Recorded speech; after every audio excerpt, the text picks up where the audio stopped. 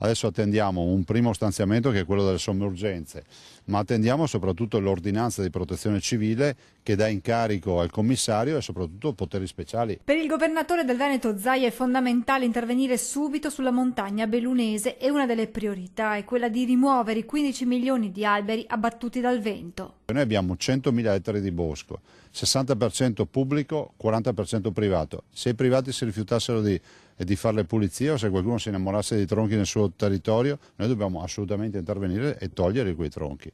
E quindi ci vogliono anche poteri speciali. Serve l'aiuto di tutti, ma soprattutto servono fondi da destinare a quei paesi devastati da acqua, fango e vento. Il primo appello lo facciamo al governo, visto che considerato che paghiamo un sacco di tasse, ci aspettiamo una bella risposta e il governo ci è sempre stato a fianco fino ad ora, ci sono già dei bei propositi. E poi ci sono i privati e le aziende che stanno già rispondendo all'appello, pronte a fare la loro. Molti rinunciano agli omaggi di Natale e dicono storniamo tutte le cifre al conto corrente della regione, che è il conto dedicato ai nostri alluvionati, ai catastrofati come li chiamo io, no? E a proposito del conto corrente istituito dalla Regione Veneto, a chi è scettico nel versare, temendo che i soldi possano non arrivare a destinazione, il governatore risponde così. Noi abbiamo già avuto un test che è stato quello del 2010, fino all'ultimo centesimo è andato ai territori, punto. Se poi qualcuno vuole fantasticarci sopra, va in procura.